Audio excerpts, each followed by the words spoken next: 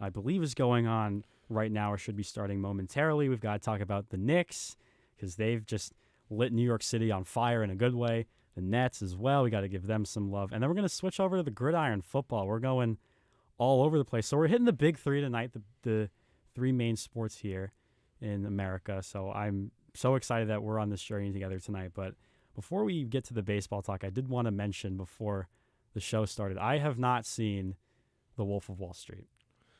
Not seen And it. that's very upsetting. I can't believe I'm sitting here doing a podcast with someone who hasn't seen that movie. Nonetheless, live show. Sorry, excuse me. But you got to get to it, ILO. It's a great film. I had mentioned something to him earlier today. I said a reference from the movie, and I kind of looked at him, and he was confused. And I asked him if he'd seen it, and he said no, to my astonishment. So, ILO, you're gonna need to get to that either this week or next week. But I do.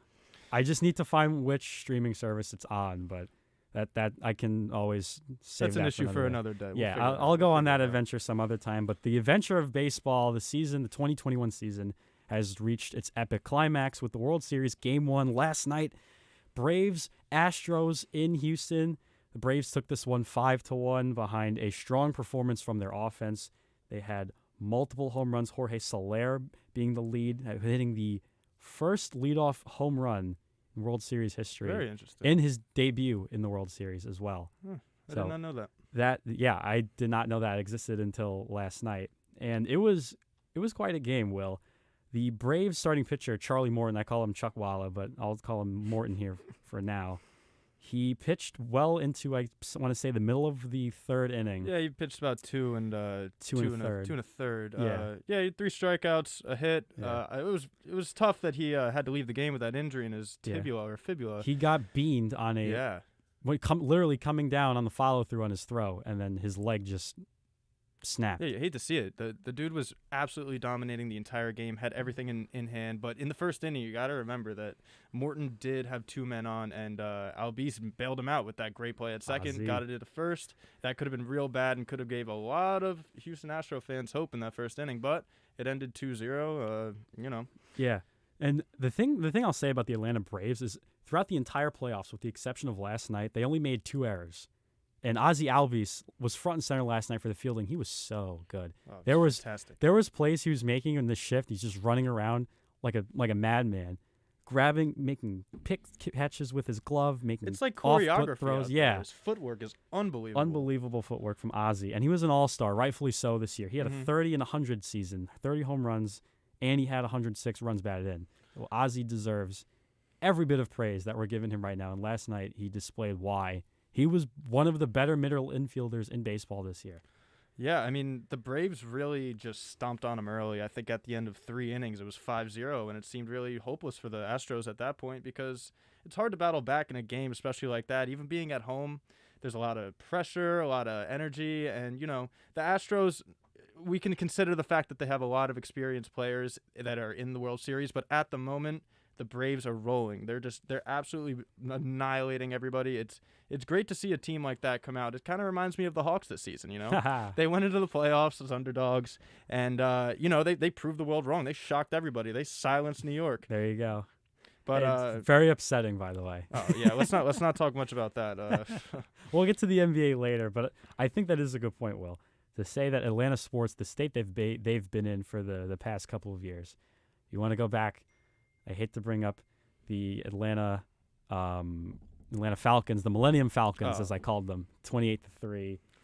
And you also had to deal with the Hawks just not being good. And then the Braves got close since 2017. They were getting good playoff progress. And Freddie Freeman's great. He was the NL baseball lifer. Year. Yeah. MVP last year in the COVID year. I mean, I don't count it, but still won the MVP. It is what it is. But listen, this Atlanta Braves team has been knocking on the door for some time, and it's a team that also went through a lot of adversity this year. They lost a ton of their main pieces. Ronald Acuna is obviously the big one. He was probably on pace for NL MVP until he ripped his ACL.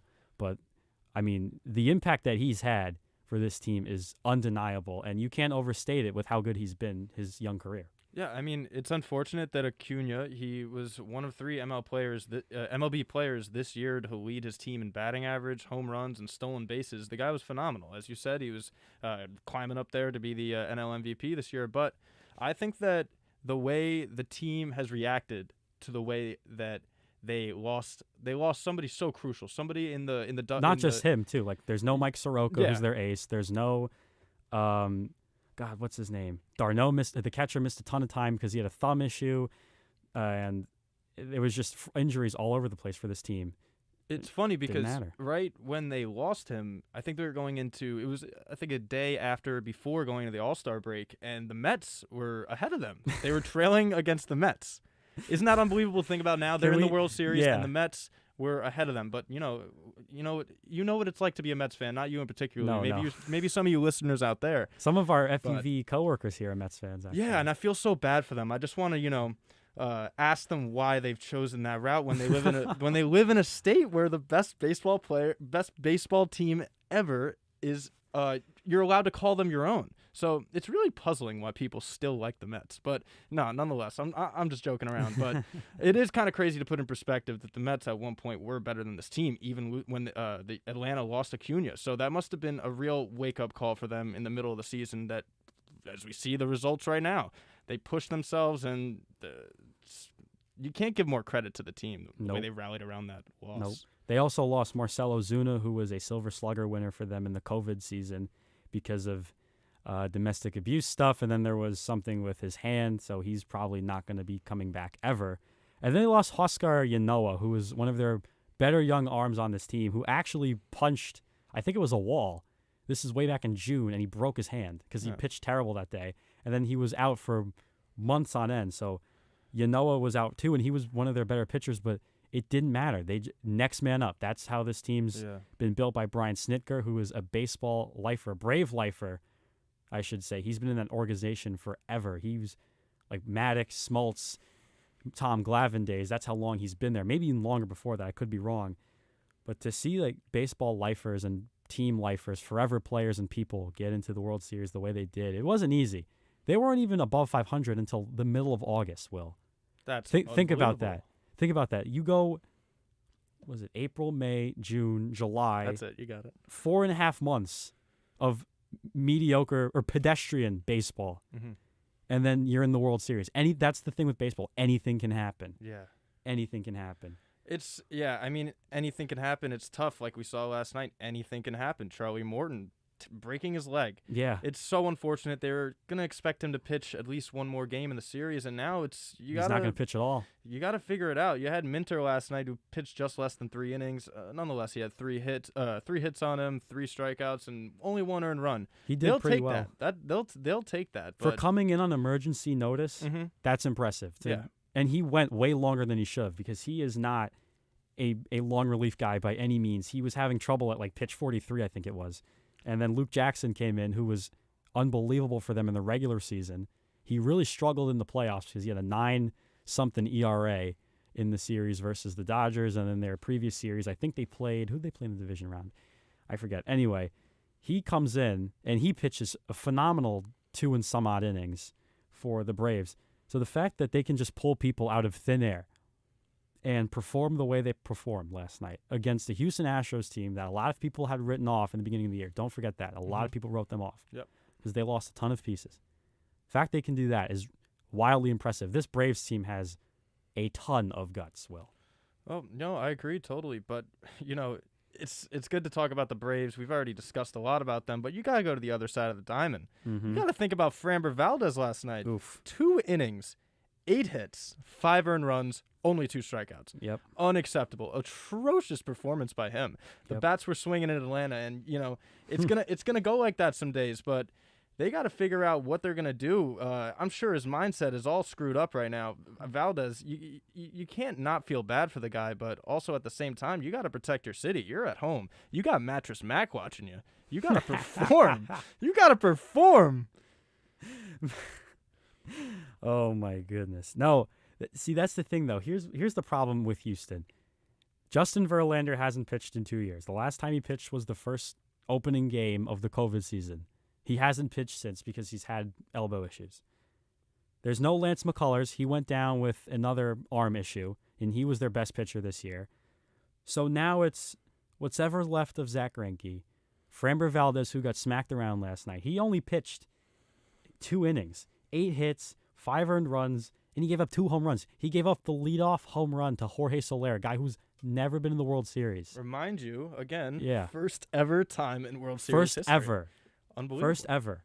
And then Yordan Alvarez, who should have been an all-star this year at least, and he's probably going to get considerations for the MVP voting because this guy is an absolute monster.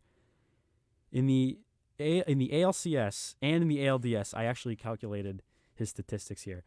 He had a .413 batting average, 1.287 OPS, 2 home runs, 9 RBIs, and he had 15 total hits.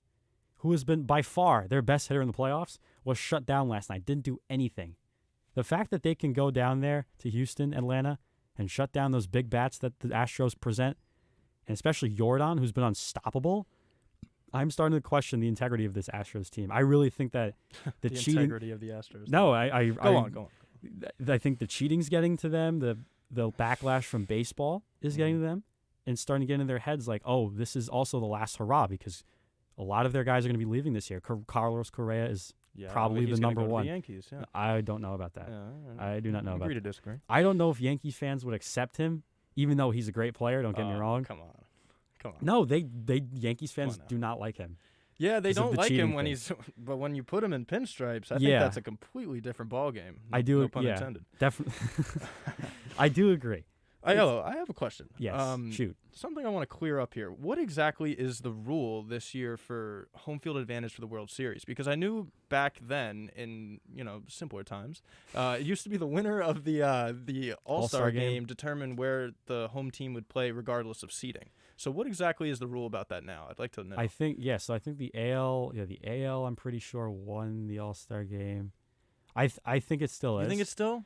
I haven't. I don't know 100%. Yeah, I don't know 100%. I don't remember because like the All-Star game, the baseball All-Star game, I really like it because that's all of good the stuff. Yeah, all of all the major All-Star games, that's the hardest one. Like the NBA All-Star game is a joke, and we all know it. Of course, it's a the joke. Pro Bowl is.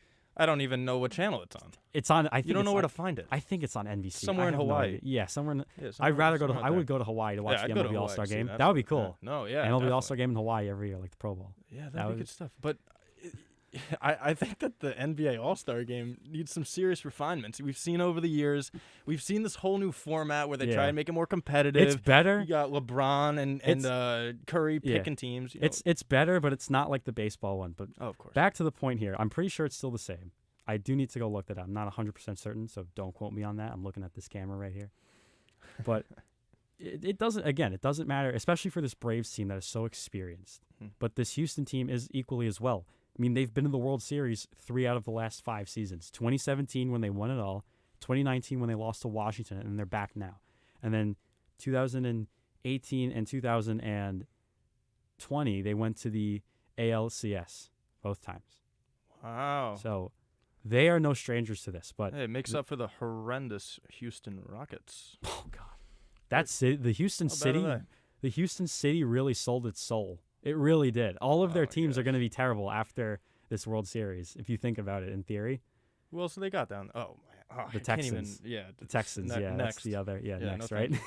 They're They're not even worth talking about. Yeah. The teams there are going to be so bad. They're like an FCS team playing against FCS teams. Oh my God. Like, at least they've got the Astros for this next 2 weeks span. But Game 2, the Braves are sending out Ian Anderson, and the Astros, I believe, are sending out Leroy Garcia, or Luis Garcia. So they're sending out, again, these are the young arms. Ian Anderson, it's Max Fried, excuse me. Yes. I actually can't read my own handwriting. I'm sorry. Come on. Max Fried is going on the mound tonight. One of the better young arms in baseball. He's got a 3.14 ERA in away games, which I found very interesting. Yep. And Max Fried is very good on the road. Yeah. Even more interesting, you got Astros Jose Urquidy. Am I saying that right? Urquidy. Oh, it's Urquidy tonight. Excuse That's me. who it is. Yes. I still can't read my own handwriting. I don't know what I'm writing. Him and Max Fried have almost identical ERAs when Fried is away and when Urquidy is home. So, Yeah. that'll be interesting. Also, another similar stat between them is that they both won 4 of their last 5 outings. So, Yep. should be a good matchup. They're both on a roll, it seems like. Yeah. But the Atlanta Braves as a whole are They're just really like they got crazy. hot at the right time. I mean, if you get hot in the middle of August in baseball, you're Oh. almost guaranteed to carry it through the playoffs, especially if you're in the hunt. Because they were, like you said, they were behind the Mets of all teams at one point, and then Philadelphia was kind of trolling around. But Yeah. the They're trying to cook something up over there. yeah, but you know what? Not a cheesesteak. I think this Braves story is great. This Houston story, yeah, you're gonna be happy for Dusty Baker, who's been in baseball forever. Yeah, isn't that great? Literally been in baseball Yeah. forever. If he wins the World Series, yeah, people are gonna still hate the Astros, but you have to You gotta be happy for him. He wasn't there during all that No, nonsense, he right? wasn't. Yeah. It was AJ Hinch, who's in Detroit now. He's a manager. He Interesting. got a job now. Yeah, Alex Cora went back to the Boston Red Sox. So was he like directly involved in that, or Hinch? who is responsible? See, Does it go up to the general manager? yeah. So the only guy that got owner? punished Who was knows? Houston's owner. The GM got fired. They relieved Hinch of his duties, but Hinch is back in Detroit now. Now he's managing the Tigers. Cora got his job back with Boston. Altuve's still there. Correa's still there. Bregman are still there. Yeah, George Springer left, but George Springer he's a nice guy. He's not not a meanie. You don't think there's any foul play with Springer? I don't think so. I don't think with Georgie, no. No. Not with Georgie. All right, fair enough. I don't think you can say the same for Michael Brantley either, because he's a good, genuine person in baseball. He's Yeah, a genuinely I don't good know dude. the guy, but I'll trust you. He's a genuine good dude. And Zach Greinke, who is just the lovable old man in baseball years. He's 37. This is probably his only chance he's got now to win a ring, at least at this point. And he in his doesn't career. have one? Nope. No? Nope. And he's been around for I know. 37 years old. eons. Jeez. Guy's Eons. a dinosaur. He's pitched in Kansas City, Milwaukee, Los Angeles, Houston. He's pitched in Arizona. He's pitched everywhere. Yeah, he's been around the globe. And here Mr. he is. Worldwide. And you can say the same thing for the Braves as well, because they also did this trading for people thing. Here, I'm going to read you these 4 names, because these are actually 4 names that are very significant to this team. So you lose Acuna, you lose Ozuna, Soroka, and Yanoa. You pick up Jorge Soler from Kansas City. Adam Duvall comes back from Miami. Jock Peterson comes from the Cubs.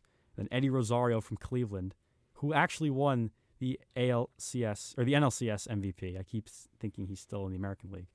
And then for the Astros, Jordan was the ALCS MVP. You have young arms in that bullpen, Javier, who's the long relief guy, Kendall Graveman, Ryan Presley. So these teams, in very different yet similar ways, are very much alike. I do like this World Series, and I do have the Braves winning it in 6, because I do think the experience factor helps them. But the Houston team is wildly competitive, and they're also, again, they're going to lose a bunch of people, but they're young, so that rebuild is going to turn around rather quickly. Rather quickly, because of how young everyone is, and they're not afraid to spend. I mean, at least I would assume they aren't. I'm not a Houston Astros fan. But I also wanted to ask you this, Will, because we've got Fried and Urquidy. What do you got? Who do you have tonight for Game 2? I know we obviously are not watching it. We're doing this, but if you had to make a blind prediction. I mean, man, it's tough to say, but if the bats begin to bust, best believe I'm betting on the Braves. All right, there you go. There you go. Yeah. I like the Braves. I like the Braves. Yeah. Yeah. What else do you like other than their offense, of course? Like, what do you think that they do really well? I mean, like we explained earlier, Albisi is a tremendous fielder, and I like Fried. I like Fried pitching tonight. Yeah. I think he's gonna get the job done, and I think that Houston's gonna get their comeuppance. Okay. Yeah. So you think that they could bounce back tonight? Is that a possibility if you have to no. think about it? Okay. Well, Okay. it's tough to say, but Mhm. as I told you, put my money on the Braves. Okay. The bats are Yeah. busting. I think A little alliteration. I'm probably going to lean towards Atlanta, but I'm going to go more of a 55-45. Yeah, I mean that's where it really lies. Yes. Because Do you know the you can't. odds? I do not. Okay. But you Well, I'm sure cannot. it's close. You cannot keep Yordan Alvarez and company down for one game. That you can't keep them down for a whole series. That's almost impossible to do unless they are known choke artists and they really just mess this whole thing up. But I think it's impossible to keep them down. Atlanta's got a lot of work cut out. And after this game, they're going to fly back to the ATL. So they'll have the home games there. And I think that the chop crew, as they've actually been under fire for doing that chop that they do at the games, Because it's like with the Chiefs. They do this thing. I'm receiving word from headquarters that the Braves tonight are actually plus 105. They are. So that means if you wow. put $100 on them, what do you win, I.O.? Oh, dude, I don't bet. I don't know. Oh, okay. That's I don't know, That's man. fine. That's fine. No, I don't bet either. But so we don't encourage it either. No, of course not. No, none of that. Yeah. But just for you listening at home, they're plus 105. I assume they're plus 1.5 probably. Yeah, it's close. Like we said, it is close. Yeah, it will be close because these two Urquidy and Fried going at it tonight. Yeah, I mean it's a young arm show, but it's a very competitive young arm show. Gotta love it. And Fried was at the beginning of the year. I remember when the Braves came to Yankee Stadium at the beginning of the year. I think this was in either late April or early May. I don't remember exactly, but they came to the stadium and Max was on the mound, and Charlie Morton took the second game, and Charlie got whacked around like nobody's business. And then Fried came in, he pitched a better game. And granted, the Yankees were a better team at the time. However, long-term product wasn't what we thought. But you could see. How do you feel about that? Well, it's hard. It's tough to talk about. It's not really. The World Series is on. I'm so much more interested in that. I mean, it can yell about the Yankees, but I think the segment would drag on for an hour, and our producer Nick Fada would not be pleased with that. But look, the Atlanta team, like I said, they have guts. They're deep. It's next man up for them, and everyone contributes. Like Austin Riley, this is another player that showed up out of nowhere for these guys. He played all but 2 games this year. He played 160 out of 162 games, 33 home runs, 107 RBIs, and he batted .303 with an .898 OPS. I mean, you just get that. You got to run with it. There's no other way of putting it. But tonight, I have to go with the Braves. I liked what they saw last night. Yeah. And I like everything about them. I think if Luke Jackson, he's going to be the bridge to him, the middle relievers, and Will Smith, who's their closer. He's going to be key, I think, in this series because he has not been good in the playoffs. Last night, he was very good. But Will Smith? No, Luke Jackson. Okay. But Lou Jack had a 9 ERA coming into the World Series. And then last night, he was lights out. And they bridged it to Will Smith. Looked great. Braves win. My one concern, I think you'll agree with me, is that Houston, I think they're going to try and overpower them at the plate with just trying to hit home runs every single time. I don't know if Dusty's going to encourage that, but when teams do try to outslug other teams in short series, it's not a recipe for success. And I have a fear that that's going to happen. I don't know if you noticed that, but I'm getting that mojo a little bit from the TV listening to Joe Buck and Smoltzy. Yeah. I don't know if you feel the same way. It's tough to say. Tough to say. Makes sense. Yeah. Makes sense. It's okay. But it's been a hell of a ride for both of these teams, as well as Houston. Again, I want to just touch on them before we, I guess, in the final couple minutes here of this first segment, but I want to touch on them because, like we said, they're missing a ton of pieces. This is not the same team as 2 or 3 years ago. And yet here they are. I did not have them actually in my predictions going this far. I had them losing in the ALDS. You know who I had going to the World Series this year? Who'd you have? I had the White Sox. I did have the White. Shout I out like to that. Keenan Troy. I did have he's our resident White Sox fan here at FUV, but I did have White them. Sox Troy? Yep, and they got obliterated by the Astros in the ALDS actually. Fun fact. Yeah. They got obliterated by them. And it was somewhat embarrassing because I was super high on the White Sox, but they were the victims of getting trolled in a very weak AL Central. There was no one good other than them, really. I'm not even kidding when I say that. There's no one good other than them. You see that whole John Cusack stuff that went down. I find that pretty interesting. Cusack? Who? Yeah. Oh, did he sign the baseball and then? No. Who's John Cusack? He's a Chicago native. He's a very famous actor of our generation. Oh, yes. He was caught going to the Chicago Cubs games when they were on a roll. Oh my God. He just got caught going to the White Sox games when they were on a roll. So he just got accused of being like a fair weather fan. Southsiders and Northsiders are just opposing forces going at it. Imagine that. Imagine Spike Lee when the Nets got the. Oh my gosh. Yeah, I mean it's just nonsense. Spike Lee, 1994, Charles Oakley at the Garden with Patrick Ewing. Baseball. The New York Yankees are not in it this year, everybody. We have to pray for the pinstripe skies. That's my Spike Lee cosplay for the day. I hope that you enjoyed it. I loved it. You know, I'm here for it. Yeah, and Dusty Baker, my favorite part about him, he's a nice dude. He's been in baseball forever, but the wristbands are my favorite part because they change every game. He's got he had the yellow ones, I think, last night with like the green wristbands, and tonight I don't know what he's got right now, but he might have. What do you think that's for? Like signs? That's probably because that's the thing with baseball. It's really weird how they do it because everyone steals signs. That's of course. I'm gonna say that everyone steals rule. signs. Yep. Let's not be done Unwritten here. rule. Okay, Tony La Let's Russa. not be silly. Yeah, everyone steals signs, but there's ways to get around it, like with the wristbands or just standing at the mound, prolonging, waiting for the umpire to come in between the pitching huddle, and then you make the call of the bullpen. That's like a little clever baseball expertise by Dusty, which is some of those old tricks. I mean, again, you can't teach an old dog new tricks, but this old dog is learning new tricks, it seems, every game. Yeah, I mean, it's definitely interesting how baseball is progressing with, just the use of technology now. It's unbelievable. Like I was talking to my friend the other day about explaining Bluetooth to somebody from the 1800s. Wait, how would you do that? Well, that's the yeah. that's Wait, the what? point. Wait a second. It's unreal how the game of baseball is changing with. Yeah. I know you heard the story about the whole Astros thing where they stole signs and they were hitting a metal trash trash can. Yep. But there was a monitor in the hallway. Apparently, it was crazy. There were talks about something a little more technologically advanced that basically was a cover up for that. The buzzers.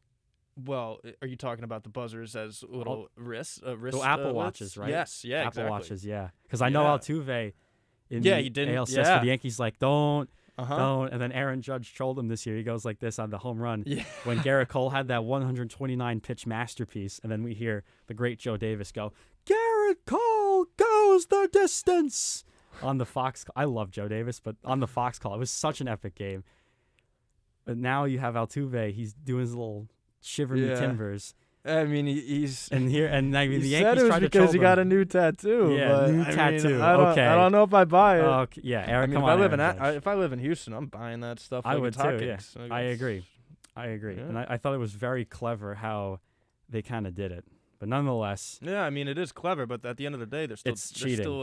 It's cheating. Still rotten. Mm-hmm. Still rotten. Yeah, it's not good. Not it good was for the game. It was evident when they went to Yankee Stadium when the technology obviously wasn't accessible to them and they would lose. Yeah. So it was obvious that they were cheating. No one figured that at the time, but yeah, New York sports is a great thing. And there's a great thing on West 33rd Street at one Mecca, Madison Square Garden, where the New York Knicks are just beasting and feasting. But before we get to those guys, we're going to take a quick break here on One-on-One Nightly. Will Grant and Thomas Ayala, we're here with you. Stick around. You don't want to miss this Knicks discussion. See ya.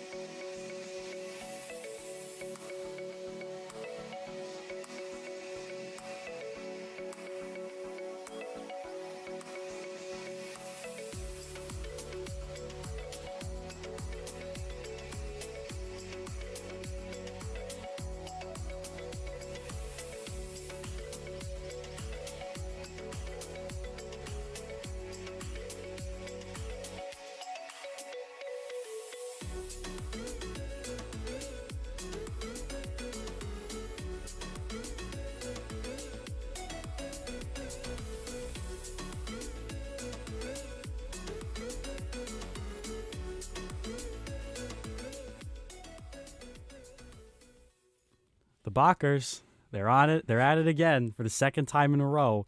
They're above 500, second season in a row.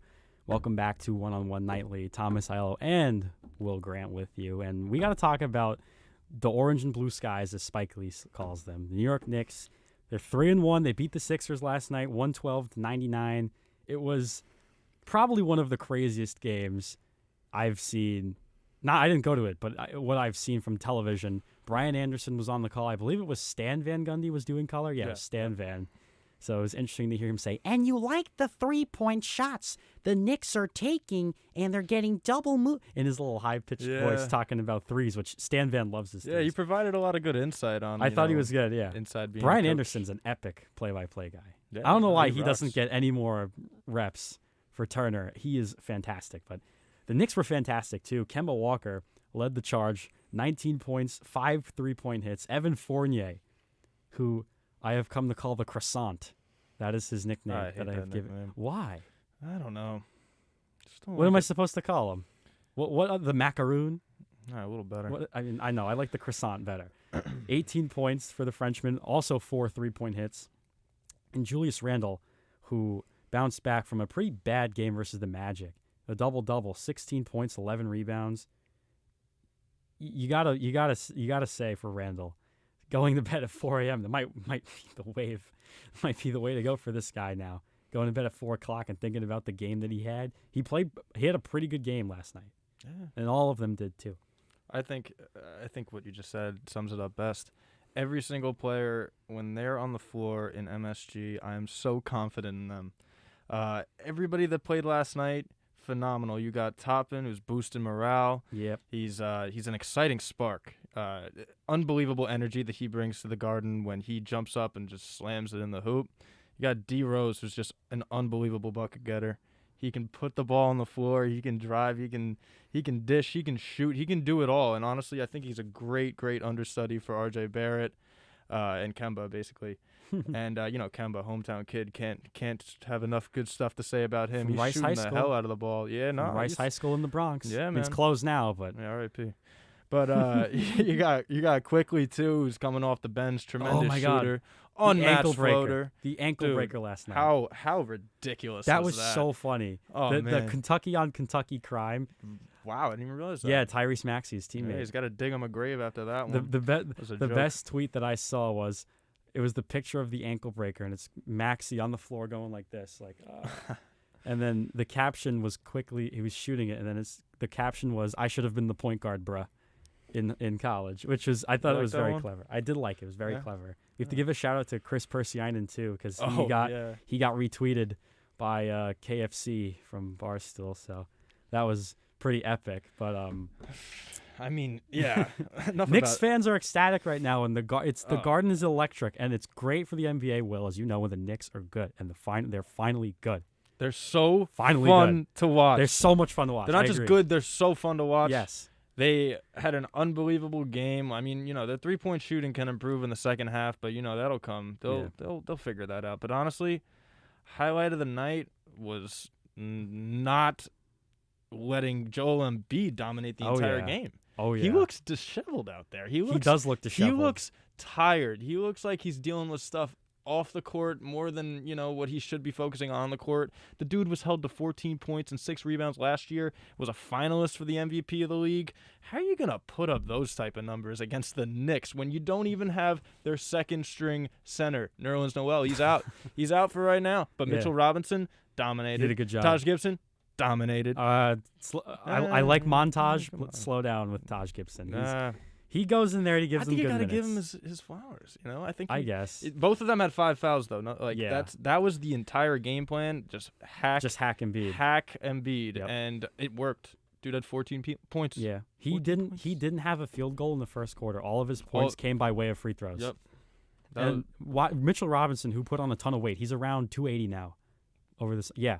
So when he broke his hand last year and then he broke his ankle, he had a lot of time to sit around and do nothing, so I guess he just ate, and then he turned into muscle, and they're like, you're going to get in shape. He's unbelievable in the paint. When he's around the ring, he just absolutely slams it. I don't know if you slammed it a noticed few this times too. on Embiid last night. Yeah. It was wild. I don't know if you noticed this too, Will, but when he's still running up and down, he does look a little gassed. He's still not fully Yeah. in shape. I don't know if you noticed that, but I did.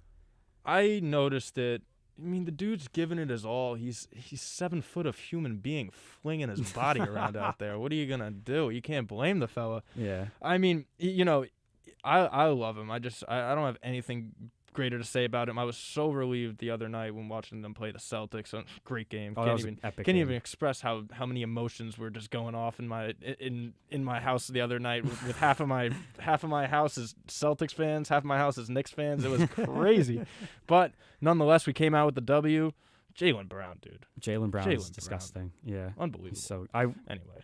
I wish that the Knicks had a player like him. They're not there yet. They're on their way. They got though. 10 players like him. They got 10 players like him. I know that the one we were talking about in the pre-show, I wanted to bring this up, is Alec Burks, who I don't know. You have mixed reviews on him. I do want to hear why. Not a huge Alec Burks fan here. Okay. You can really tell emotionally that the dude wants a lot more than he can get. It's a star-studded team in New York. Like, they got so many good players that know how to put the ball in the basket. And he, no disrespect to the guy, he's a great player. He knows how to put the ball in the basket. But at the end of the day, he wants to get that. I think he wants to get that next contract. And he wants signed to solidify on for 2 it. years now. No, I know, but after that, he's getting kind of washed up. So No, I wouldn't say he's washed. yeah, I wouldn't say he's great. Yeah. I I think they're putting him in the catch and shoot role only because of all of the people that they brought in this year. Think about it. I mean, you still have Randall. There's still Barrett. There's still Robinson, who, I mean, he doesn't really take shots on offense. But it's Quickly and Rose. 1, 2, 3, 4. That's 5 guys from last year. Then you add Fournier, Kemba Walker. Oh, Barrett. I said Barrett, right? You had Fournier, Kemba. Oh, now you're confusing me.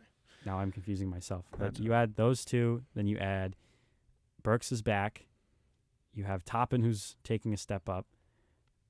You know, you got to find shots somewhere. And Kemba, we know, likes to shoot a ton.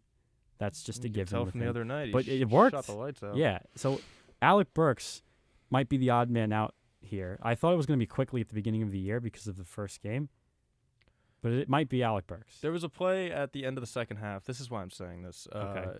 It was just an easy steal from Alec Burks. Oh, and they Took it bricked down the middle. He bricked the layup, but you gotta notice Obi behind him. Yeah. Obi Toppin. Obadiah Was yelling. Air he was Obi. going. You saw him. He was going. Yeah, he was smiling. He was waiting He's for like, it to he's go like, come off on, the come on, come on. backboard for him to slam it in for the entire crowd Yeah. to scream, and you can hear it in East Rutherford, New Jersey. Oof. That's what the team needs. They need need that that, spark. yeah. Like I said before, Obi's a spark. Yeah. You gotta light him up. And Alec Burks, Yeah. nada. Obi is one with the Force, and the was Force is clever. one with him. Luke. We're a little Star Wars reference. I always get those in. But yeah, I guess for Burks, that does make sense. I do think they're going to make a trade, and he's probably going to be in it I'd hope. at some point. I don't know. I can't speculate, but reading the tea leaves, that's kind of what it looks like a bit.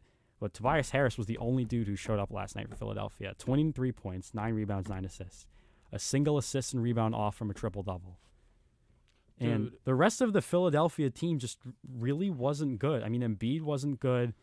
Ben Simmons, obviously, forget him at this point. Just cut him. Honestly, just cut him. Yeah, You probably can't trade him.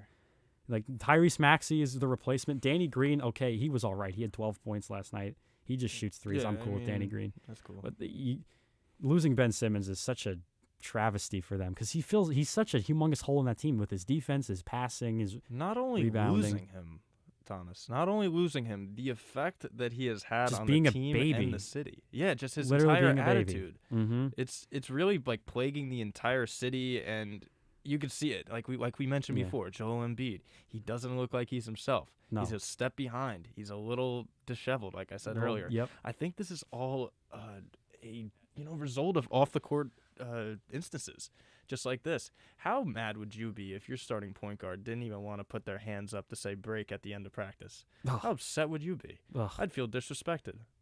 I mean, I don't want to get off topic too much here, but Doc Rivers should not have a head coaching job beyond Boston. Explain. I think that one ring is a little overrated because he hasn't done anything since. Hey, anything is possible. Every single year, this guy blows leads, and they blew the lead versus the Hawks. And look, the Sixers are in a hell of a point at their franchise at the moment. Mm-hmm. They really are. And you can say the same thing for the Nets too, because they're dealing with Kyrie Irving, crazy anti-vaxxing. I don't know. I don't even know what this guy's doing at this point.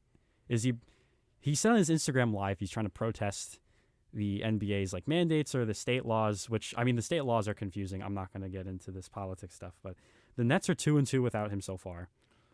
They won their last game versus the Washington Wizards, 104-90. Durant had 25, and James Harden is the focal point here. 14 points in that game, 9 assists. He hasn't looked good, kind of at all. I think the new rules are getting to him. I think he's, I don't know, can we say he's aging in front of our eyes? Do you think that's a fair statement? I don't think that's fair, Thomas. Yeah, I don't think you can say that. The dude's putting up 17 points a game in the National Basketball Association. Yeah, but that's not James Harden prime stuff. Hey, See, that's the thing. He's got the best player in the entire universe on this That's team. true. It's kind of tough. No, That's I know true. what you're saying. That rule definitely is it's going to contribute towards him losing points on the regular season in his average. There's no denying that.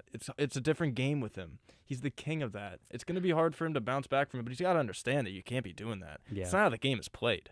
Right. That's the worst part about it too is the Nets bench depth. I mean, yeah, we can complain about Harden as much as we want, and rightfully so. He does deserve some of this. He has not looked good. But who are these bench people at the Nets? I mean, Paul Millsap is a statue at this point, and the same can be said for James Johnson, who was just on the team in case they get into a fight. All right, and they have to throw. I'm not even kidding. That's why he's on the team. Nick Claxton, what do you? I mean, He's there. He's there. Yeah. Bruce Brown is the only good defender that they have on this team. And you know what? Actually, Will, we're going to bring in someone who actually knows the Nets a little bit better than us. WFUV beat reporter Jack Roach is joining us here live. Jack, what's it like at the Barclays Center at the moment? How's it going, guys? Thanks for having me on. It's packed. It's a sellout here at the Barclays Center, and the Miami Heat are currently leading 73-69. Just under 3 minutes left in the third quarter, and Joe Harris for the Brooklyn Nets just broke a record. He's now the Nets' all-time leader in three-pointers made, surpassing Jason Kidd's record of 813. Miami's hot right now. They're coming off a 14-0 run, and they're up 4 right now. So a lot of action here that you guys have to stay tuned for. And Jack, I wanted to ask you this because we're discussing it here. How does James Harden look at the moment? Well, I'm happy you asked that because in the first quarter I saw multiple times where he visibly showed his frustration. Not getting his calls, but he came alive in the second quarter. He had 11 points. He made all 3 of his free throws, so it's been up and down. He hasn't had any points in the third quarter, but that second quarter was really a flash of that James Harden that we're so used to seeing. Yeah, and you know what, Jack? We were talking about it here. Will and I said that he looked a little sluggish to start, but maybe he's adjusting to these new rules. But I wanted Joe Harris. I'm glad you brought him up too, because he just broke that Nets all-time three-point record. So a little sentiment here early in the season, but I know it's very early, Jack. How do you see this next, 10 to 15 game stretch? Do you think that they can figure it out? Yeah, I mean, we know what this Nets team is capable of, and when they're on, they're right there with the NBA's best. And, I hate to say it, but the X factor is Kyrie Irving. It's the guy that everyone wants to see on the court. So, yes, the Nets have been great at times without him, but in order to be the best in the East, they're going to need him back on the court. Jack, that's interesting. The only 2 Nets wins this year have been against the Sixers and Wizards, who Thomas and I think are a bit legitimate. What would it mean for the Nets going forward if they were to take this one from the Heat? Well, it would be huge. In the pregame press conference, Steve Nash raved about just all the different options that they have. Tyler Hero's the guy that stepped up this year. He's got 11 points right now. The Heat have 4 different players in double digits, and we're just in the third quarter. So they're going to be a team that the Nets are going to have to go through in the playoffs if, they're a real contender. So right now, down 7 points, if they're able to come back, that would be huge for Steve Nash and company. Well, Jack, we love you. Thank you so much for taking the time out of that Nets game to talk to us. And enjoy yourself. And make sure when you're in Brooklyn, go get yourself a nice slice of pizza after this game, all right? Will do. Thanks for having me on, guys. Of Thanks, course. Jack. Thanks, Jack Roach, WFUV's beat reporter for the Brooklyn Nets. Jack's such a good kid. Oh, I love Jack. He's the absolute best. But Kyrie Irving, we have to Delve into talk this about issue. him. Yeah, we have to dive. We have to dive in head It's that first. time of the night. Yep, he is still not eligible to play because of the vaccination-ness that he's doing. I really don't want to get into it because this kind of like social issue, like mandate, rule, government thing, it's really not my area of expertise. Like I'll mess around and make fun of the politicians, but like some of these rules, I don't understand. But the other day, Barbara Barker tweeted this out. Great reporter, by the way. Great follow on Twitter. The Nets fans were protesting outside the Barclays Center, and there was American flags, there was Trump hats, Trump flags, there was other signs that said like "Let Kyrie play," things about the vaccination, and it was almost like their version of the Capitol insurrection. I guess it was just they blew past security, just rampaging those event gates, that they put up, those metal, they just rampaged right through it, went right to the front door, and were chanting for a good while, "Let Kyrie play, let Kyrie play." Honestly, in theory, if we're looking at the strict on-court product, they have a point, because this Nets team's trying to go for it, and they don't have one of their 3 best players. So they have a point in theory. I mean, yeah, regardless of political affiliation at this point, I'll speak on it.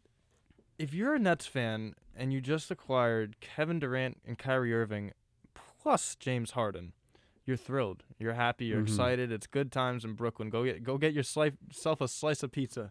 thank you. But when you get one of those taken away from you, it's hard. Mm-hmm. It's interesting because you got 2 others, but you're not living up to your full potential, and you're also wasting salary space, which I find to be a little disappointing. Yep. On Kyrie Irving, who's just such a fantastic basketball player. His accolades are just unbelievable. He can really contribute towards this team as a veteran, as a playmaker, as a ball handler, as a passer, as a shooter as well. Yep. But at this point, if you're a Nets fan, I can understand your frustration with him not being able to play. But also, on the other hand, it doesn't seem like the dude really wants to play either. Yeah. In a way. Yep. I can't say that definitively, but, he's known for all these off-court antics, and, I think this is just another one of them. Ever since he went to Boston, he's I don't want to act like a child, I guess is what I'll say. I don't want to really get too vulgar. Obviously, we're doing a show, but he has been so immature ever since leaving LeBron's wing. I think he should retire. Just come out and say it. We know at this point it's very obvious that he doesn't want to play basketball because he finds other issues more important, which is okay.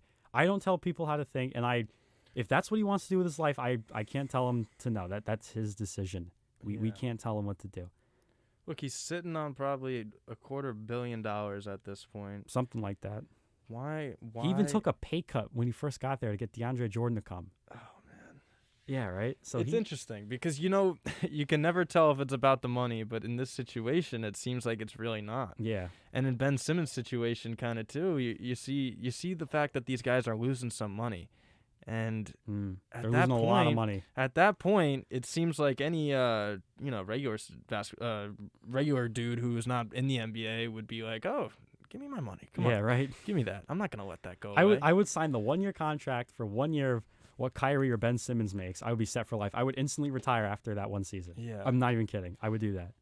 It's interesting with different perspectives here. Yep. Like Kyrie, he has a lot. Like he's very into the spiritual stuff. He's very unbelievable philanthropist. Gives back to his community. He doesn't get enough appreciation for that. He does a good job. I do. He really does. He's He's a really good guy. He does try. But he does do a good job. The guy is he's a nice guy, but he's a little wacky. Yeah. See, that's the thing. He's unorthodox. He's an unorthodox basketball player who, in this situation, isn't doing what he's told, and we can see why Nets fans are very upset about this and how vocal they've been. Yeah, it's hard. Look, as someone who observed the Knicks for years, Will and I can tell you it's going to be okay. Just keep your head down and keep going. They've still got Kevin Durant. They still have some of James Harden if he figures it out at some point, which I think he can. You're being a little harsh on James Harden. I mean, look, he hasn't been what I wanted him to be. He's one of the 2 or 3 best shooting guards in the NBA, probably one of the 7 or 8 best players. He doesn't look like that right now. He really doesn't. But they still have those two. I'm not panicking yet. I think everyone needs to calm down. And the most important thing here is that the Nets need to understand that if there's someone out there that really does not want to be where they are, you got to find a way to make some kind of move. Because if Kyrie, they're not planning for him to come back. They had Steve Nash and Sean Marks and Joe Tsai, and they're like, yeah, we're not planning for him to come and play. So you have to find ways to recreate that in the aggregate. It's not easy because a lot of their assets that they have aren't very good. Yeah, Patty Mills was a good piece to starting that.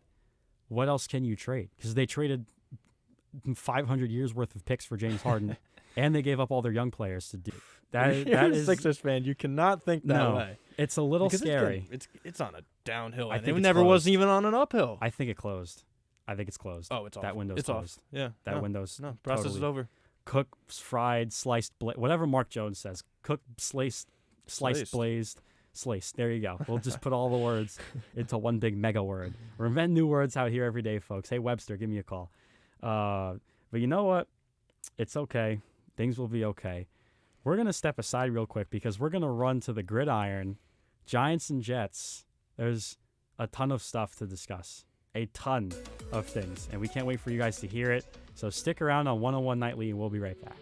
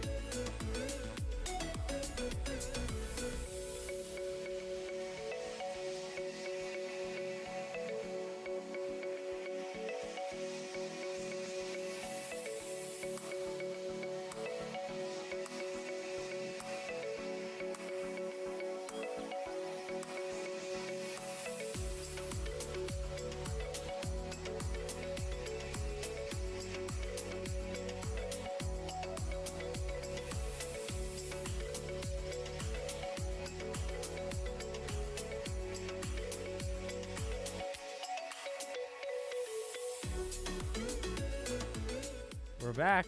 One-on-one Nightly. Thomas Silo and Will Grant were keeping you entertained. Maybe some study background noise if you're into that stuff. But we're going to the gridiron. We're going to MetLife Stadium. Actually, we're going to New England's Gillette Stadium first because the Jets played the Patriots this weekend, and it was, again, not fun. 54-13 loss. New England took the big win at home. Mac Jones threw for 202 yards with 1 touchdown, 2 interceptions, 307 yards and 2 touchdowns. Excuse me, I'm reading Mike White stuff. And Damian Harris, the Patriots running back, 14 carries, 106 yards, 2 touchdowns, no fumbles. Shocking. Not good. Yeah, shocking. Not shock, I guess. See, the Jets, man, it's been rough. They've lost a ton of their pieces in training camp, in the preseason, during the season. I mean, there's no Carl Lawson, who was their big free agent acquisition from Cincinnati. Zach Wilson's out now with a PCL injury that's going to keep him out 2 to 4 weeks. Joe Flacco's back first. They traded for him with a 6th-round pick. Mike White's going to start versus the Bengals this Sunday. And everything else, LaMarcus Joyner is out. Their punter got hurt in the first game. I mean, it's a literal mess for Green Gang. Flight 16 has been delayed due to injuries. The wheels are falling off, and I feel bad for Jets fans because I was really rooting for them this year. It's been a disaster to start, Will, and I mean Zach Wilson going down is that this season just might be over already. JETS. Just end the season. I knew you were gonna say that. I knew you were gonna say that. that First. I knew you were gonna say that. Look, it's gonna be tough without Wilson, but honestly, I think this is a blessing in disguise. Why is that? Because he has 4 touchdowns, 9 interceptions. Oh yeah, and was sacked 19 times, which isn't his fault. But well, something I like to think about is he's supposedly versatile, right, Thomas? Yeah. Yeah? It's not looking too good. He's right got now. 22 rushing yards the entire season. Yeesh. Isn't that? I have a not too confession. versatile. I have a confession. What do you got? So, I wrote an article for the Fordham Ram, which is our school paper, way back in, I think this was the middle of August. So training camp was already going on. I was doing my NFL awards. I picked Zach Wilson to be the offensive rookie of the year. Oh wow! And I cited his little wheels that he has, along with his the arm was pretty decent in the combine. If you watched his combine, he looked pretty. I mean, everyone looks good. I mean, his arm he looked was very phenomenal. good. He looked very good. It's just nothing that I thought about him that would be good has been there. Look, everything's been terrible. He's in such an awful. He is in a bad environment. spot. Yeah. It's hard to actually judge somebody when they go to the Jets as a quarterback. Yeah. For the sole fact that it's not. It's not a good spot. This ain't really the NFL here. It's FCS versus FBS, like I mentioned. Oh before. my goodness! And look, AFC East.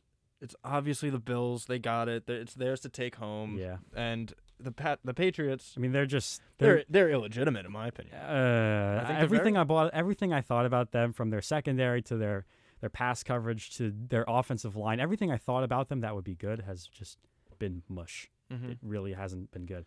And I have to single out my man Dante Hightower, who's their defensive captain, their defensive play caller.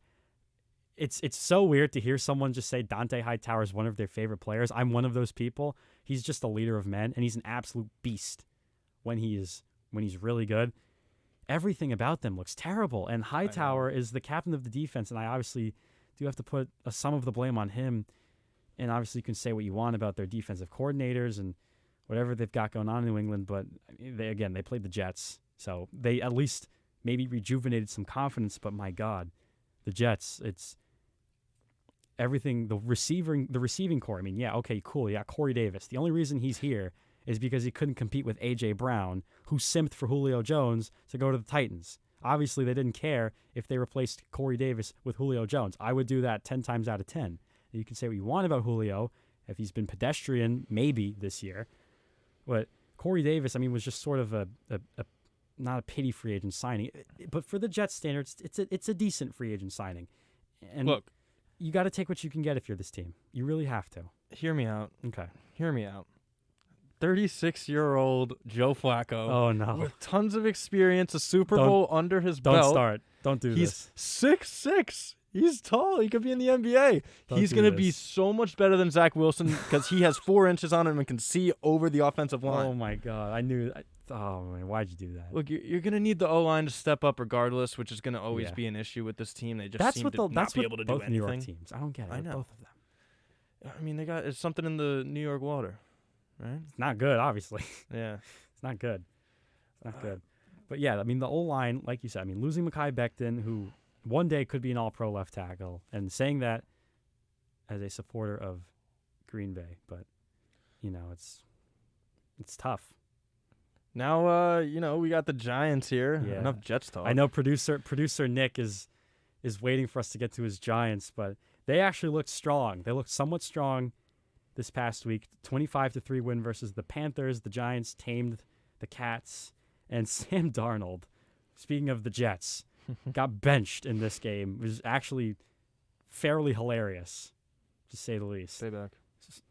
Fairly hilarious. Look, the Giants are the best team in the National Football League right my now. God, Just stop don't it. look at stats. Just don't look at stats. What? It's all in the heart. Look, they're 2-5. They're second in the NFC Beast. No surprise. Oh, my God. But, Dallas has that locked up and everything. Dallas is tremendous. You mean Jerry World? Jerry World, There you go. whatever you like to call it. But the defense showed out on Sunday. If you were like me and had them on your fantasy team, they put up 17 points. Yep. Peppers, Williams, Crowder combined for 17 tackles. There's no Peppers now. No Peppers? He's off. He's out for the year. He got hurt. No way. Yep. I saw the tweet. It really is unfortunate because he was their leading tackler a season ago. Wow. My main issue with the Giants, and it's not Daniel Jones, it's the overall team. I really think when they came into this season, they wildly overrated themselves because everyone's talking about, the defense. Danny Dimes just needs a weapon. The defense. You don't have an O-line. Yeah. The defense has been blah, besides, I guess, James Bradbury. Leonard Williams is not living up to that $26 or $25 million contract he got. He makes $500,000 less than Aaron Donald.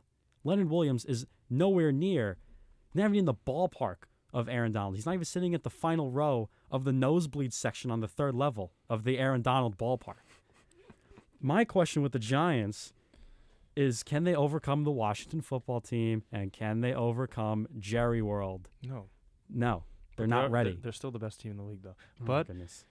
Look, you got to look at Danny Dimes. He was solid. He was no good. picks and a touchdown. No picks. He did He look even good grabbed today. a 16-yard reception. The dude's doing it all, both ends. Leaning back. Leaning back catch. Slayton and Ingram played well. Best you could hope out of them, but the Giants are plagued with injuries, and it is unbelievable. You got Ingram who's questionable this week. Same with Tony, Shepard, and Galladay. Galladay, man. I know the Giants fans are not liking him at the moment. I'm not happy with Galladay. 17 Yeah. receptions, no touchdowns. Nope. Dude's getting $72 million over 4 years. Yeesh. What are we doing? I don't know. Don't ask me. I'm not Dave Gettleman. I do not know.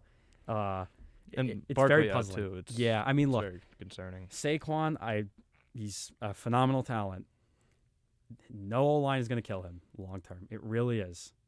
Andrew Thomas, say what you want. He's better than he was last year at this time. He's taking baby steps, but that can't be the only lineman there. It's really tough on him. And the real question, the other question other than overcoming Jerry World and the football team is, how are you going to overcome Julius Peppers or Jabril Peppers?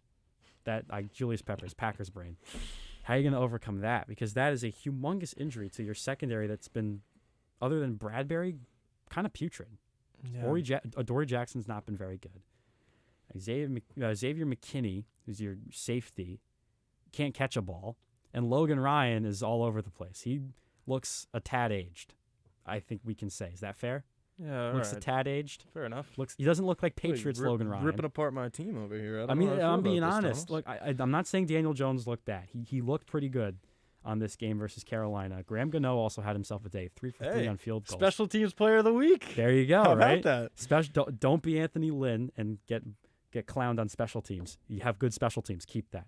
Okay. The Giants, they need to overcome Jerry World and the Washington football team, because the Washington football team, that defense, they can turn it on at any moment. They're going to figure it out at some point. Yeah, they're going to figure it out. Because they have the bye coming up after this week in Week 8. They're going to figure it out. There's no way they don't. Mm-hmm. That defense is way too good. They added William Jackson, who was slept on for a cornerback. There's no way they don't figure it out. And I'm feared that the Giants, they almost beat them, sure. So that's a tough, if they really put it together, it's a tough matchup for them. And the Cowboys, Dak Prescott, that offense looks insane. Unbelievable. They look unreal. Unreal. Hard to say as a Giants and Amari fan, Cooper's not even getting any real targets. It's CeeDee Lamb and Dalton Schultz, and then Zeke is running the ball every other play. Yeah. I don't know how you stop that. Look, it seems like the NFC East is wrapped up by the Cowboys right now, but I think a fully healthy Giants could have the potential to beat them if they're all back by November, which I kind of doubt. But I mean, dude, you got to look at the next few games for the Giants. Yep. They're gonna get destroyed. They got the Chiefs on Thursday or Monday, I believe. I would not worry about that game. Oh, I'm not too worried, but Yeah. think about this: they got the Raiders and then the Bucks after that. So it's gonna be tough. They're gonna get Yeah. Yeah. Producer Still, Nick still the best team in the league. Producer Nick Fada just whispered in my ear. He said that the Giants are, I'm not going to say Charles Barkley guaranteed the win, but he's putting up the W in the studio. He's going like this. So, look, honestly, how the Chiefs have been, we're going to get to them after this next break. But honestly, like the Chiefs, they look pretty human right now, and we're going to get to them in a minute. We're going to step aside once again. We're going to take another break. For our final segment, we're going to go around the NFL. We're going to check in on everybody, and we're going to talk about my team, the Green Bay Packers, to start that segment. It's very exciting. So we'll be right back here on 101 Nightly. Do not leave your computer.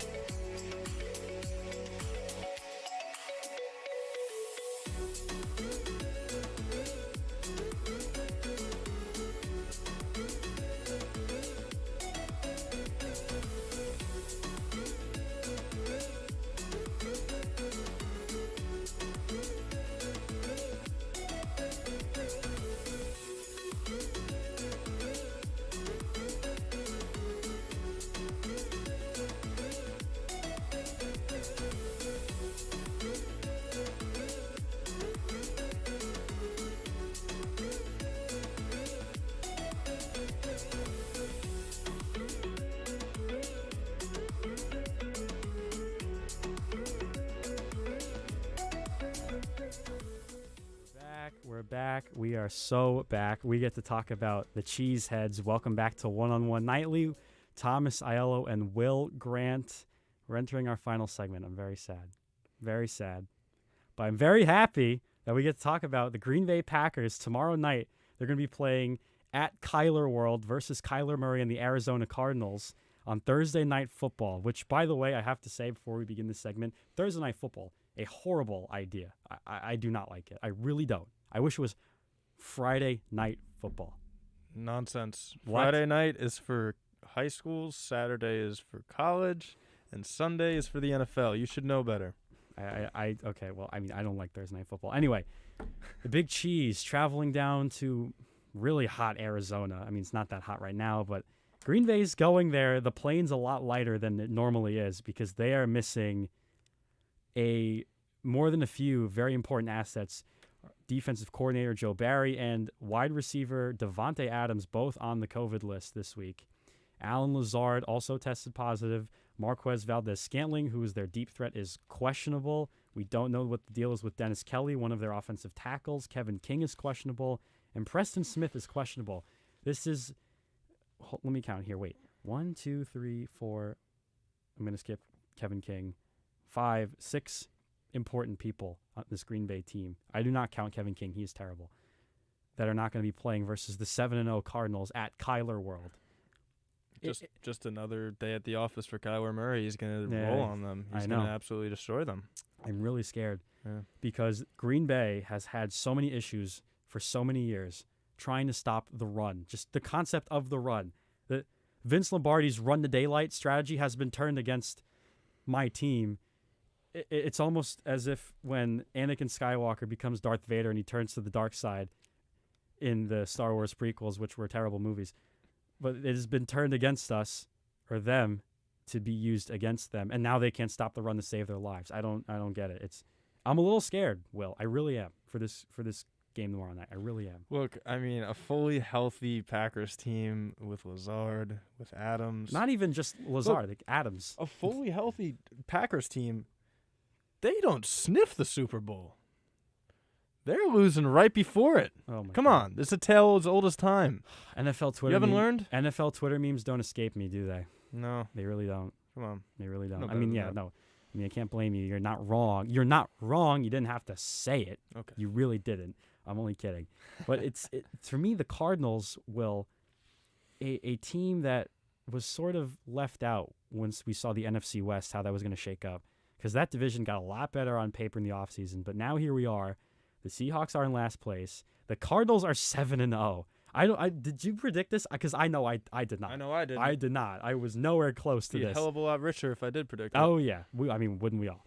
Wouldn't we all? And Kyler is going to get his first real test versus a real team, a real football team, the Green Bay Packers, one of the most proud organizations in football. And Aaron Rodgers, who pulled his I still own you versus the Bears. I love that. Hey, I mean, he beat Love one of the that. worst teams in the league. He's 22-5 versus them all time. Think about that. Yeah, it's impressive, but What? You can't. he's always just had such a good team. You can't deny that. And And you should be proud of that. I mean, I would beg to differ. I would beg to differ just a bit because there were some years where he had terrible teams, and I go, how did we make the play? How did they make the playoffs? Yeah, how did we lose before the Super Bowl again? Sorry. I'm gonna cry on air. I mean, seriously, you're gonna make me start bawling my eyes out here. But there's still no David Bakhtiari, the best left tackle in football. I'm not saying that because I'm biased. That is objectively true. There's still no Jair Alexander. He's still on the injured reserve list. Adrian Amos and Darnell Savage are a great safety duo, but they've been banged and bruised all season. So they've got their work cut out for them. The biggest break that they could get is if DeAndre Hopkins does not play. He is currently questionable. He did not practice at all this week. That is going to be the biggest break for that Packers defense because then they can force the run. Now, like I said before, they can't stop the run. But no Hopkins makes life so much easier. I didn't realize that Hopkins was, might be out, but Oh, I looked at that injury report. Man, I love looking at this injury report stuff. It's very scientific to you me. got to understand, the Cardinals have the best running back in the league. Chase Edmonds. Baby. Fordham. Yeah, go Rams. Chase, if you ever find this, hello, We love We you. love you. Yeah, can you come back to Rose Hill one day? That would just make everyone's day. It really would. But I do like that you brought up the Cardinals running game because it's not just Chase. It's James Conner who gets goal line touches. Kyler Murray can use his feet to run around. His little feet. Sorry. His little feet. But also in principle, even though he's also hurt right now, Rodney Hudson is on this Cardinals team. We're forgetting that he's on that team. He's one of the better centers in the NFL, and he does not get enough credit because he was stuck in Kansas City, went to Oakland, and really, really came alive. And now he's in Arizona. I mean, yeah, he's hurt, but in principle, the protection for Kyler has been so crucial to his success. I mean, obviously they're 7-0 without him, but he played the first couple of games, and he was throwing, and Kyler was slinging the ball around, and he looked great. Did I hear Kansas City?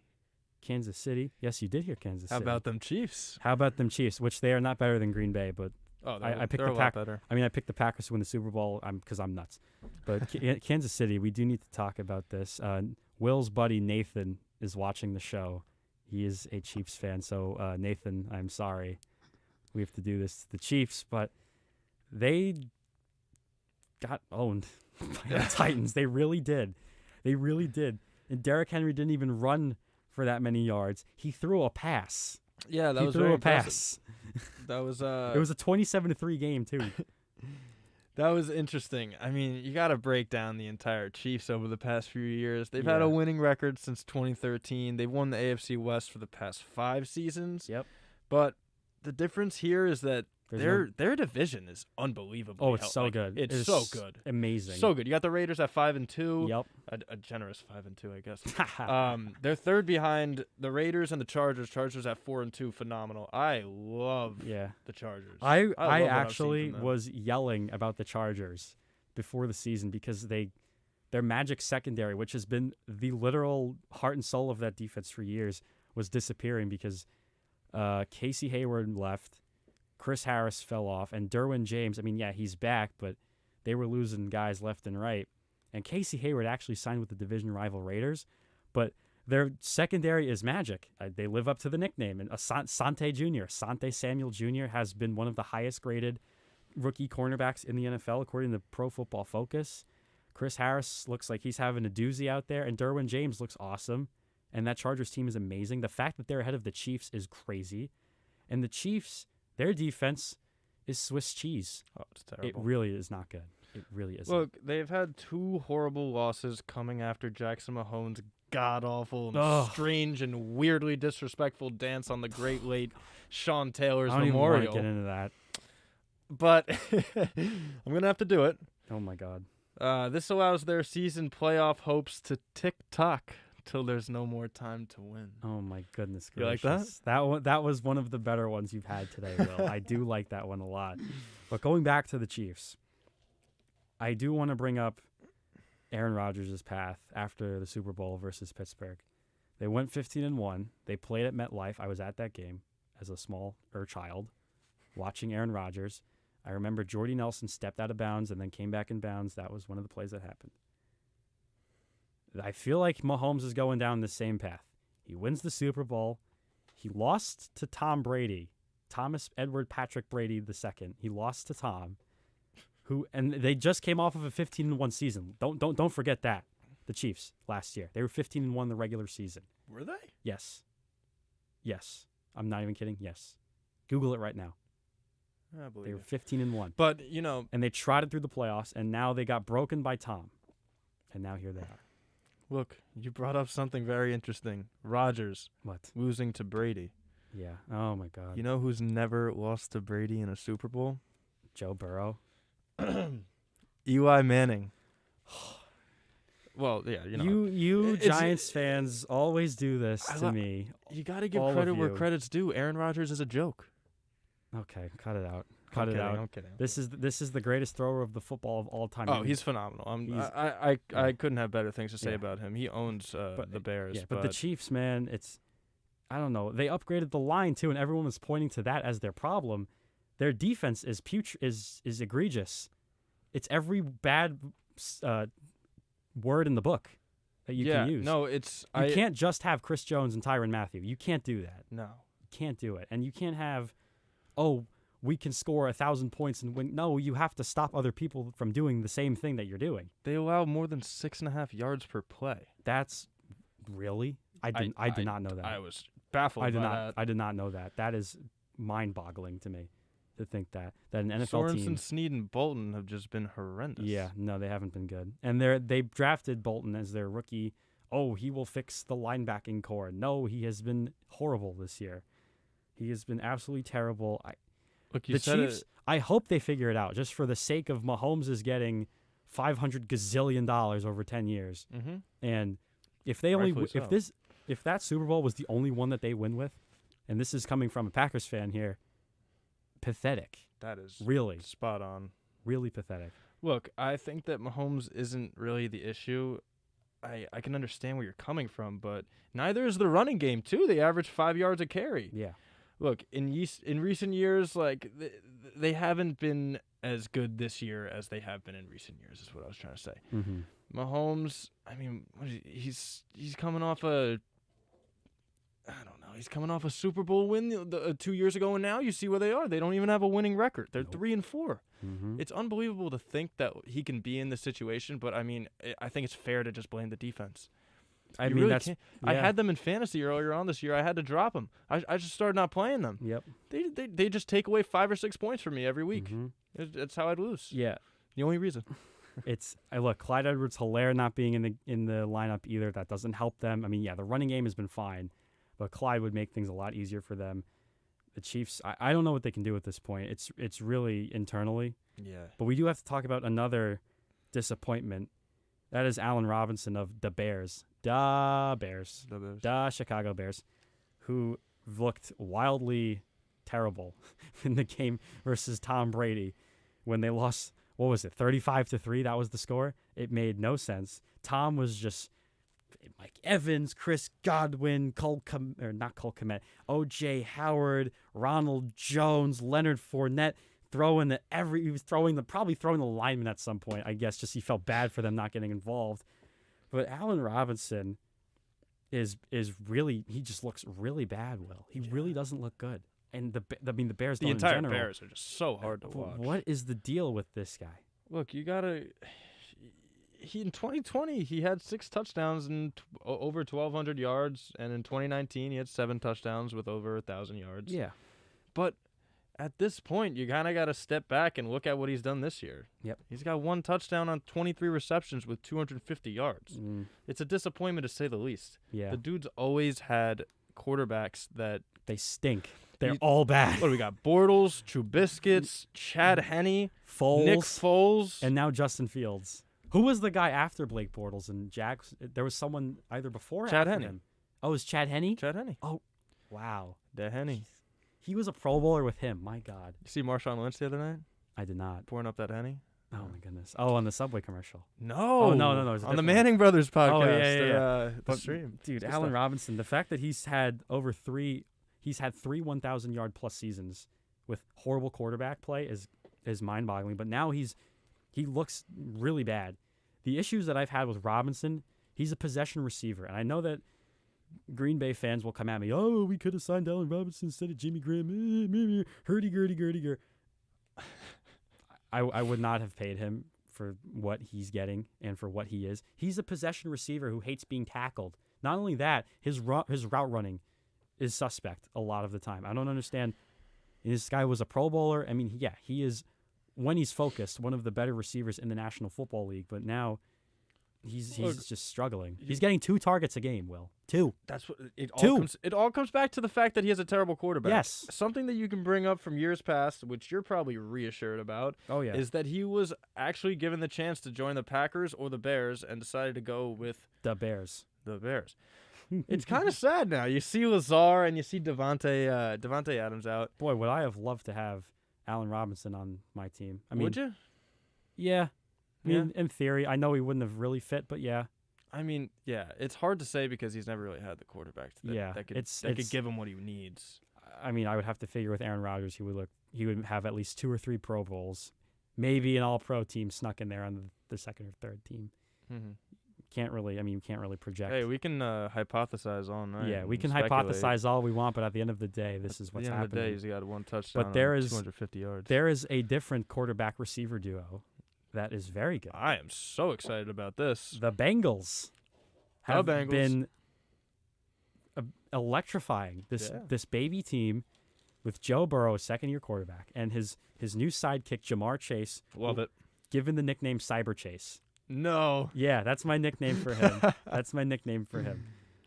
Those two, man, the next Adams-Rogers battery.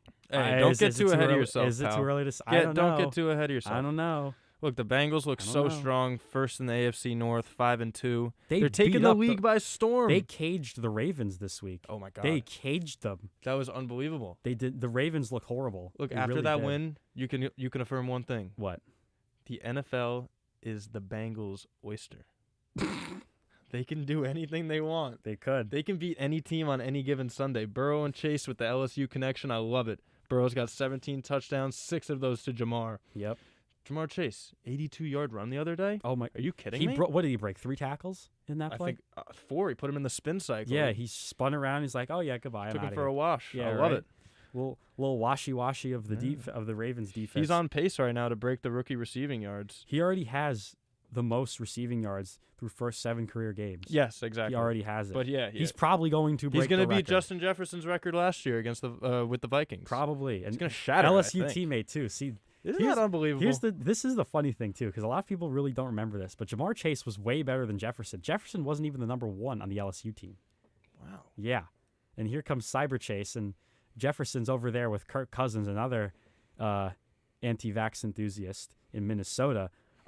Now that they're in the NFL, it's hard to judge who's better. It really is. It's unbelievable. It really is. Burrow too. 9 yards per attempt. That's second in the league. That's second. Who's that behind? Brady? Yeah, it has to be. It has to be Brady. Probably Brady, because Brady just throws deep every single play. You know, they had a chance to draft Penei Sewell for for protection, but instead, I thought they should have done.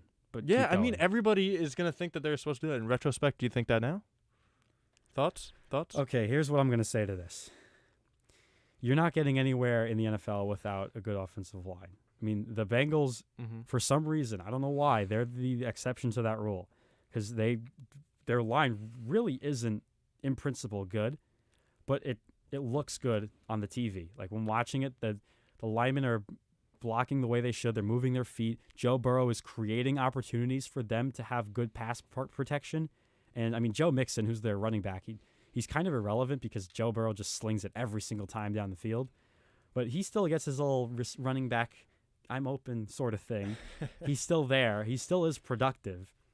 But in retrospect, Will, to answer your question, I don't know. I mean, it's still a 50-50. I think either way they still would have been good because they still have T. Higgins and Tyler Boyd and C.J. Uzama, the tight end. What a find that guy's been. Really. No, really. He has been some find for that team. Really has been. And I am excited for what the Bengals have in store. I think they're going to win the AFC. What are they in the East? I always mess the divisions up. AFC North. AFC North. I always mess the divisions up for some reason. I can't. It's easy to. My noggin is just going every direction today. But hey, it's 10 o'clock. Yeah, it is 10 o'clock. It's almost my bedtime, actually. Oh, yeah? But it is 10 o'clock, as Will said, and unfortunately, that is all the time we have tonight. Will, it was actually a lot of fun. Yeah. I had a ton of fun talking. Great I stuff. just wanted to show the folks before I start wrapping up here. This is the boards that I use. Colorful, markers, and getting creative with it. So I'm happy that I was able to read my notes were organized this time. But Will, good job. Had a lot of fun today. Producer Nick producing the show as well as he could all the time. And I want to give a special shout out. Our sports director has been Bobby Schaffardini. Supervising producers Kayla Wenzel and Alex Walls. Producer has been Nick Fada. This has been a production of WFUV Sports One-on-One Nightly. For Will Grant, I'm Thomas Aiello saying so long, and we'll see you guys next time. Peace.